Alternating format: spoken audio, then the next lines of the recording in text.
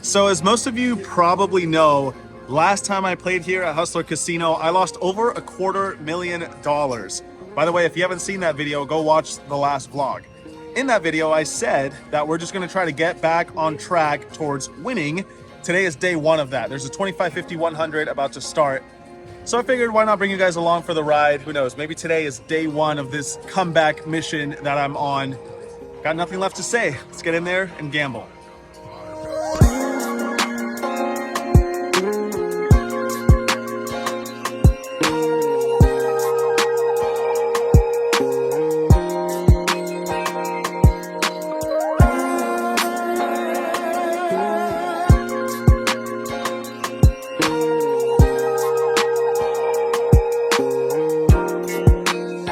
All right, guys, here we are back at Hustler for some more pain, or will it be glory today? You'll have to wait and see.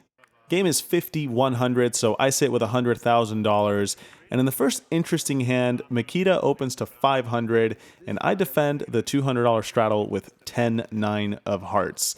Could occasionally re-raise as well, but this time I just call, and we go to an interesting flop of ace, king, queen with 2 hearts. That means I've still got 10 high, but it's a flush draw and a straight draw. So when I check and he puts in a small bet of $300, I think against a small size, it's okay to occasionally raise. And of course, that includes hands like 2 pair, if I sometimes have ace king and ace queen that just calls pre-flop. Of course, jack 10 for the flop nuts. And to balance that out, we'll throw in some bluffs like the one I've got here. So I make it 1,500 to go. Makita is not folding just yet, which makes sense as he's got top pair and some draws of his own, like a potential flush draw, and that's exactly what he gets on the turn, 6 of spades. So now I've got a straight draw and flush draw, as does my opponent. Question is, what do we do now? And I think the play is to just continue betting. This is also what I'd do if I had a strong hand, so why not? I make it $4,000 now, just under the size of the pot. Makita thinks it over for a while and just calls. So we're looking for some help on the river. Sadly, it does not come. It's the 7 of diamonds. Now we're sitting here with 10 high, wondering what should we do? Well, I think you guys get the picture by now. I'm pretending I've got something good. And of course, if I did, such as 2 pair or a flopped straight, I would of course be going for the remainder of my opponent's chips, as he's only got a little over the size of the pot remaining in his stack. So I announce all in for a little over $14,000. And now Makita's in a tough spot with just top pair. Despite him having such a great hand on the turn, he now gets to this river card with one of the worst holdings he'll ever have. Perhaps not the absolute worst, but certainly not a great one. So after some thought, he decides to let it go, which I think makes sense.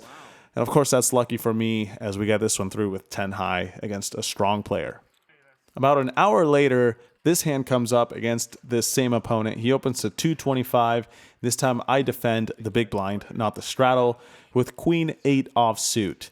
Against an early position open, we should mostly be folding trash like this, but he's opening for essentially a min raise, and there's a big blind ante in play. So I flick in the additional 125, and we go to a good flop of 7-6-5 rainbow. Now, of course, I've still just got queen high, but I have an open-ended straight draw, and this is a board that's generally going to favor me more than him. So I decide to lead out for a small size, $200. Makita calls with his pocket kings, and we get a good turn card. It's the queen of clubs, giving me a very disguised top pair, and what I suspect to be the best hand more often than not. If I were bluffing, I would continue betting. This time I'm not bluffing. I put in $1,100. Makita thinks his option's over and calls once more.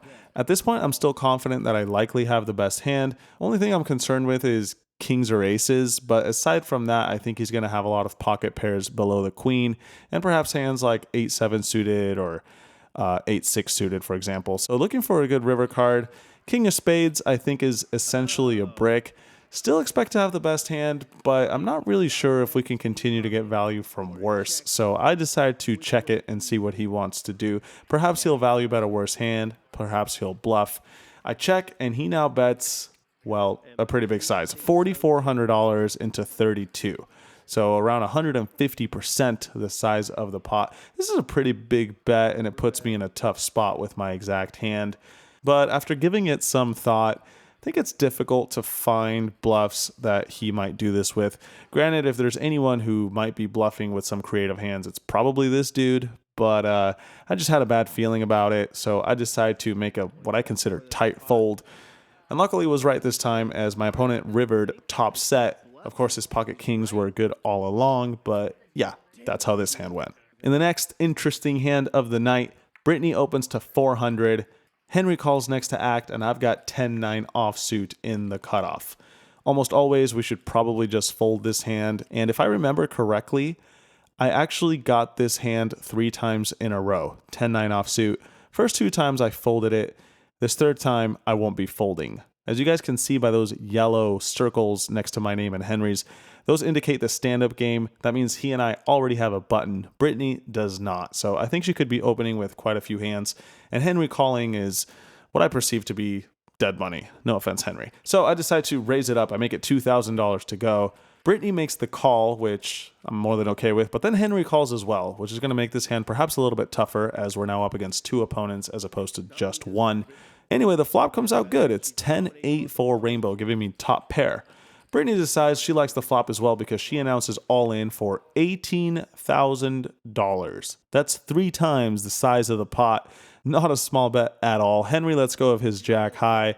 I will not be letting go of my top pair. Sure, sometimes we're going to be up against a better 10 or maybe even an overpair that slows plays pre-flop. And that's kind of the nature of playing 10-9 offsuit. You get in these weird spots. Luckily this time though, she's just got a draw and 1 overcard to my 10. We're not in incredible shape, but pretty darn good. We elect to run it twice and fortunately end up holding both times, winning a $42,000 pot and finally heading into Profitville for the night. In the next one, it's kind of funny. We are 3-handed. That's right. 6 out of the 9 players on stream had to take a restroom break. So we decided to play 3-handed for a little bit. And there's an open to 300 from the button. His name is Law. Hank folds, and I look down at pocket queens. Always a strong hand, especially so when you're 3-handed. I make it 1,500 to go. Law thinks it over for a bit and decides to just call with his ace-king, although I think a raise is probably a bit better. But anyway, we go heads up to a flop of king-queen-6 with a flush draw. That means I've got middle set, and as you guys can see, he's got top pair, top kicker. Of course, he just called pre-flop, so I don't put him on that hand. I continue for a bet of 1,600, right around half pot, and now he raises it up to 4,500. Looks like great news to me, only losing to pocket kings, and given the pre-flop action, I think he's going to have that hand almost never. So I think it's more likely he's got some sort of draw, hopefully pocket 6s. If that's the case, we're going to get it all in anyway. And if he's got a draw, I'm happy to let him keep bluffing. So I just call, and we don't get a great turn card. It's the 9 of hearts. So Jack 10 now makes a straight. And that is a hand he might occasionally play this way. But when I check it over to him, he decides to check it back. I think it's very obvious at that point he doesn't have Jack 10. Looking for a clean river card, but that's not what we get. It's the 10 of hearts. So now any Jack makes a straight. And it's a question of whether we want to check it over to him or bet ourselves. And I think both have some merit. If I'm being honest, I'm not 100% certain which is the better play, but my instinct told me that it was to check. Law thinks it over for a while and does not check. Instead, he puts in a bet of right around half pot, $6,600. Kind of a tough spot. I immediately dismiss the idea of this being a bluff. Something about his sizing and the way the hand has played out just doesn't seem too likely. I mean, if he was bluffing, why would he check back on the turn after raising the flop? Not something people do too often when they're trying to steal a pot. So now it's a question of, do we beat any value bets? Well, sure, we beat hands like pocket 6s or 2 pair, I guess, but also why would he check those hands back on the turn? I don't know, this hand is definitely a confusing one. It seems like he could have Jack high flush draw that missed, but of course makes a straight on the river. Maybe a hand like ace jack that tries to steal it on the flop and then gives up on the turn before rivering the nuts. I don't really know. I haven't played with Law too much, so it's a question of whether I want to call with my queens or not, just based on this limited information. We're getting a good price, don't have to be right too often, and my hand is pretty strong, so you know what, man, if you've got a jack, take the pot. I make the call, and he announces ace king. That means we're going to win this one. And yeah, happy to take it down, but at the same time, this pot certainly could have been a lot bigger. The very next shuffle, I get dealt ace king, raise it up to 300 before Andy re-raises from the big blind to 1700. Now it's on me, and with ace king offsuit, I think you can go both ways here between just calling and sometimes re-raising. Now, of course, ace king is a very strong hand, but Andy and I are quite deep at this point.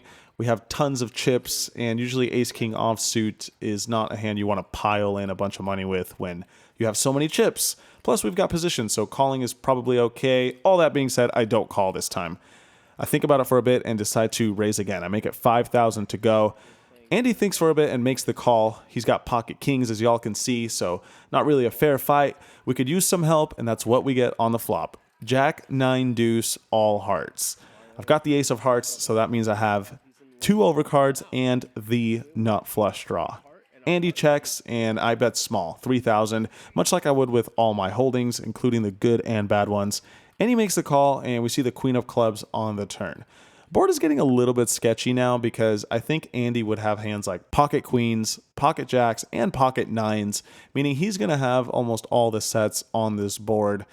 And I have ace king, which makes it a little less likely. He's got ace high, so once he checks it over to me, I decide to check this one back and exercise some pot control. River is the 5 of diamonds, which brings no help. Going to be interesting if he checks it over to me, but he decides to lead out for nearly a pot-sized bet, and I fold right away. So we don't really make a strong hand, but in this next one, that's not going to be the case. I open it up to 500 and get 3 callers before we flop top 2 on ace 10-3. Always nice when you raise it up with ace 10 and then an ace and a 10 come out. You guys know what I mean, right? It's pretty sweet. Checks to me, I bet $800 and get 2 callers. Hank in later position, and then Henry in the straddle with 5-3 unsuited. Going to a turn which is the 4 of hearts. Shouldn't change anything. Henry checks again, and I decide to just continue betting for value. It's certainly not rocket science. I've got top 2, man. I put in 3,100. Hank releases his queen 10. Henry does not, and he does not call either. Instead, he puts in a check raise. Bad timing for him, unfortunately. I've actually got it this time. He makes it 9,500, and I call in position. Plus, who knows, he might actually have pocket 4s or pocket 3s, which would have me in terrible shape. So no point in re-raising again. Keep all options open on the river, and it's the 10 of clubs. Going from good to even better, we essentially have the nuts at this point, unless he's got pocket aces, which not only is that mathematically unlikely, but it seems nearly impossible given the pre-flop action. Henry now thinks for a bit and decides to check it. I don't blame his decision. This isn't necessarily the best river to keep bluffing for him, I think. But at the same time, if he had a full house, he would probably be betting pretty big, so I wouldn't hate that option from him either.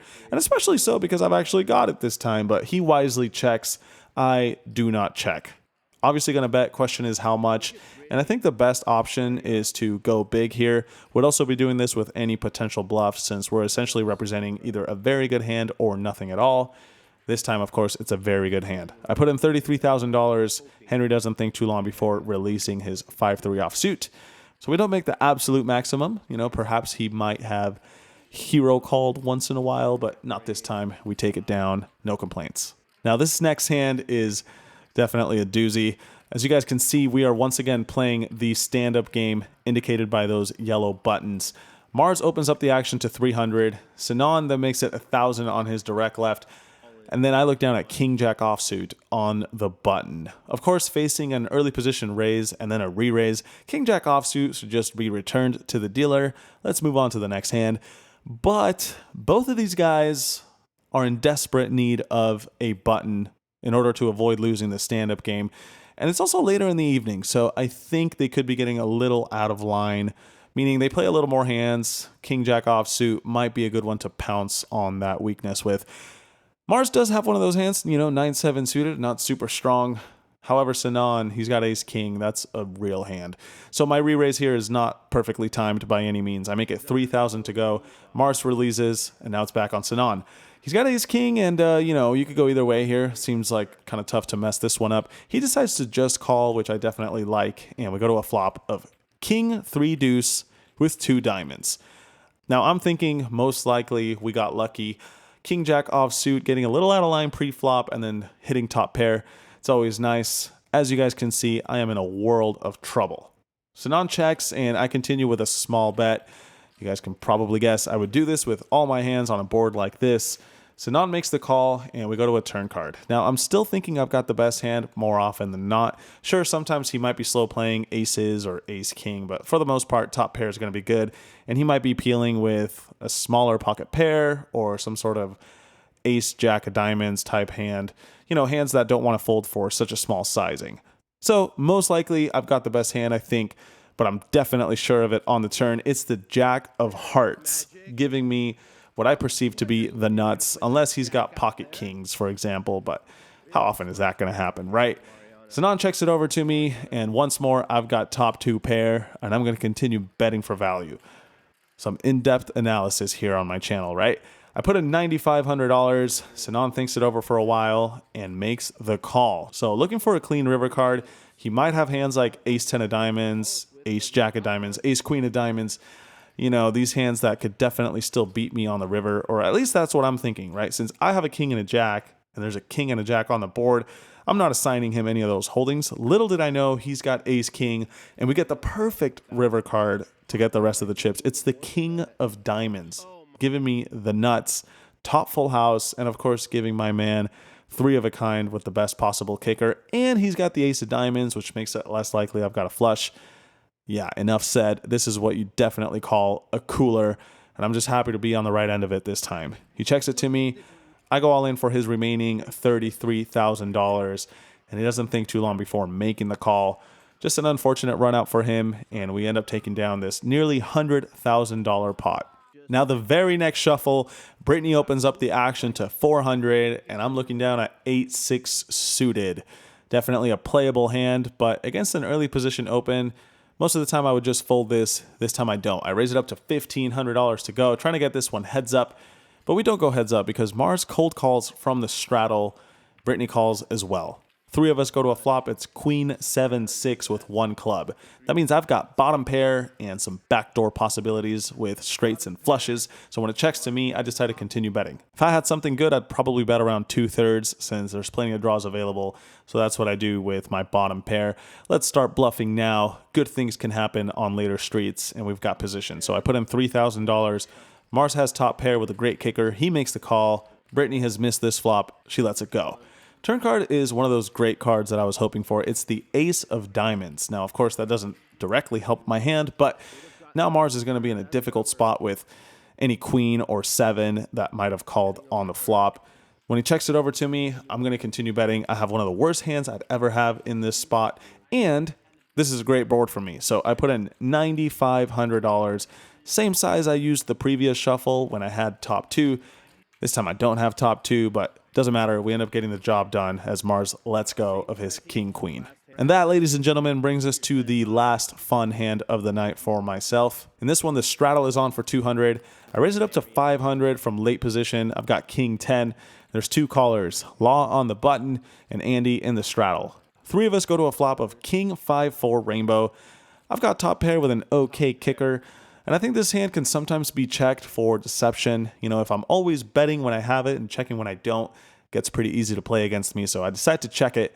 Law does not check it. Instead, he throws in $1,000 on the button. He's got some backdoor possibilities with a 10 deuce of spades. So after Andy gets out of the way, I, of course, make the call. Turn card is great. It's the king of spades, giving me a very disguised 3 of a kind, and of course giving my opponent a flush draw. So he's going to keep bluffing, I suspect. Sure enough, once I check it to him, he puts in a bet of $2,400 US. I make the call once more, and we go to a river, which is a good one. It's the 4 of hearts. Well, actually, is it a good one? Because, yeah, it gives me a full house. At the same time, we're now chopping if he somehow has a worse king. Not something I expect too often, but anyways, I now decide to do something completely unorthodox and block bet. After checking and calling a bet on both the flop and turn, I now lead for around 10% pot, $800. Not something I would almost ever do, but sometimes I like to try new stuff, and this is something I've been looking into. So anyway, I put in $800. Law now raises with his 10 high, And you can't blame the guy. Obviously, he can't call with 10 high, and I bet super tiny. He was probably going to bluff anyway if I checked. He raises it up to $4,000, and now it's on me again. And we have a question between re-raising or just calling. And of course, I've got a full house. How can you not re-raise, right? But it's a question of, would he really call with worse? I mean, what hands would he play like this that now call another raise and I have beat, right? And I guess hands like that include any pocket pair between the 5 and the king.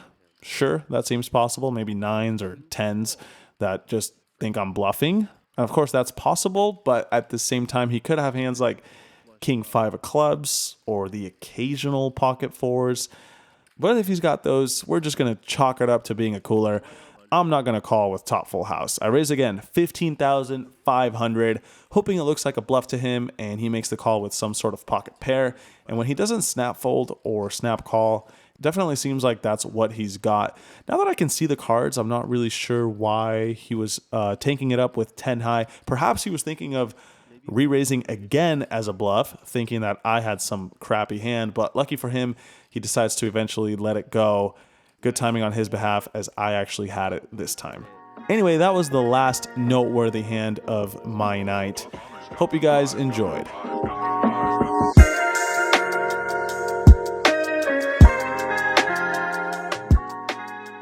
All right, so that brings an end to a very good night for myself. Results first, then my thoughts. I ended up winning around $80,000, I believe, perhaps a little bit more, which of course is a ton of money, but the moral victory is really what counts today for me, because after last Friday losing the 250, it would have been rough to handle another big loss. I was ready for it. I was mentally prepared. Nonetheless, this $80,000 uptick is more than welcome. Thank you if you gave this video a thumbs up. The channel's been growing quite nicely lately, so thank you guys for that. And if you gave it a comment and interacted with it in a non-negative way, you're very appreciated. For now, I'm gonna focus on continuing to not lose at poker, fingers crossed. And until next time, good luck at your local tables. Peace.